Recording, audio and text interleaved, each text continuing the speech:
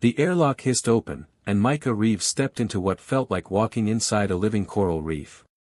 The Volari Concorde station stretched before him in sweeping curves of pearl and rose, its walls pulsing with soft bioluminescent patterns that seemed to breathe with the station's life support systems. "Welcome to Nexus Station," came a voice behind him. Micah turned to find a woman approaching with fluid, confident steps. She was petite, maybe 5'4", with pale purple skin that held an almost iridescent quality under the station's ambient lighting. Dark curly hair framed her face, and her silver eyes studied him with an intensity that made him shift his engineering kit to his other shoulder. "I'm Nero," she said, stopping directly in front of him. "I'm your cultural liaison. Also, you've been assigned a mate, human." "It's me." Micah blinked, certain he'd misheard. "I'm sorry, what?" "A mate. For bonding and emotional calibration during your stay." She tilted her head slightly, as if confused by his confusion. "Your government approved the pairing. It's standard protocol for long-term visitors." A laugh escaped him before he could stop it. "Right, very funny. Where's the real orientation officer?" Nero's expression didn't change. "I am the orientation officer. And your assigned bondmate." She consulted a small device in her palm. "Micah Reeves, mechanical engineer, 6-month exchange program. Single status, which makes you eligible for intimate pairing rather than friendship bonding." The word intimate made his stomach flip. "This is actually happening?" "Of course. Is this not how your people handle cultural integration?" Her genuine curiosity was somehow more unsettling than if she'd been joking. Micah looked around the beautiful, alien corridor, then back at this strange woman who spoke of being his mate like she was offering him a cup of coffee. "Where I come from, we usually start with names and handshakes." "Ah." Nero extended her hand, her skin warm and surprisingly soft when he took it. "I am Nero Vesh, cultural specialist, 3rd tier. And you are my responsibility for the next 6 months." Something in the way she said responsibility made it sound like so much more. The next morning, Nero appeared at Micah's quarters with 2 steaming cups and what looked like a datapad covered in flowing Volari script. "Morning meal," she announced, settling beside him on his small couch without invitation. The proximity sent a jolt through him, her thigh pressed against his, and he caught a scent like ocean breeze and something floral. "Personal space is different here," he managed, scooting slightly away. "Yes, Volari do not understand your human need for distance." She handed him a cup. "This is why bonding is necessary. You must learn to be comfortable with closeness." The drink was sweet, with hints of vanilla and something exotic. "And you're supposed to teach me that?" "Among other things." She pulled up a holographic display from her datapad. "Today we inspect the hydroponics bay. Your expertise with atmospheric recycling systems will be valuable." Working alongside Nero proved both fascinating and frustrating. She was brilliant, her understanding of bio-integrated technology far exceeded his mechanical knowledge. But she also had a habit of standing close enough that he could feel her breath on his neck, or placing her hand on his shoulder when explaining something. "Why do you tense when I touch you?" she asked during their lunch break, her silver eyes studying him with scientific curiosity. "It's complicated.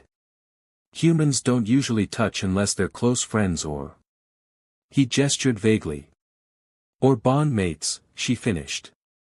"But we are bond mates. We've known each other for 2 days. Time is irrelevant. The council determined our compatibility through psychological profiling. Your emotional patterns complement mine." She leaned closer, and he caught that ocean scent again. "Do you find me unappealing?" The question was so direct it knocked the breath from him. "No. No, you're beautiful. That's not the issue." A small smile played at her lips. "Then what is?" Micah stared into those silver eyes, searching for the right words. "On Earth, relationships develop slowly. We get to know each other, build trust. And then you touch. Eventually. Maybe. Nero nodded thoughtfully. So we are approaching this backwards. Very well. Tell me about your childhood, Micah Reeves. Help me know you. Something about her willingness to adapt, to try understanding his perspective, made his chest warm in a way that had nothing to do with the station's climate control. 3 weeks into his assignment, Micah found himself looking forward to Nero's morning visits. She'd started bringing different teas, each one a small adventure in flavor, and their conversations had evolved from awkward cultural exchanges to something deeper. On Volari Prime, we have singing forests, she told him one evening as they walked through the station's arboretum. Bioluminescent vines cast shifting patterns of blue and green light across her features. The trees communicate through harmonic vibrations. When the wind passes through them, they create music. That sounds incredible, Micah said, watching how her eyes lit up describing her home world. Perhaps one day you will hear them. She paused beside a flowering tree, its petals glowing soft pink. Tell me about Earth's oceans. I have read about them but cannot imagine so much water. They settled on a bench, and Micah found himself describing childhood summers at the beach, the sound of waves, the salt air. Nero listened intently, occasionally asking questions that showed she was building a complete picture in her mind. You miss it, she observed. Sometimes. But this. He gestured at the garden around them, this is beautiful too. Different, but beautiful. The Volari believe beauty is found in harmony between different elements.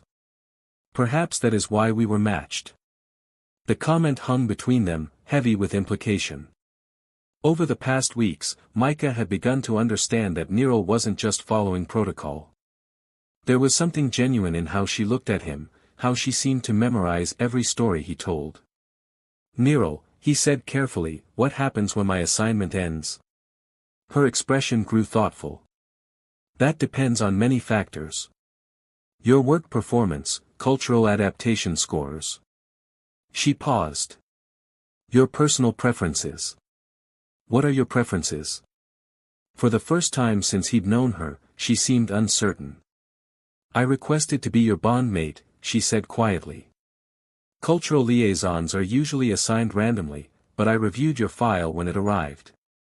Your psychological profile intrigued me. What about it? You seek connection but fear vulnerability. You value loyalty above passion. You are. She searched for words. You are someone who could understand what it means to truly bond with another being. Their eyes met in the garden's shifting light, and Micah felt something shift inside him. This wasn't just cultural exchange anymore.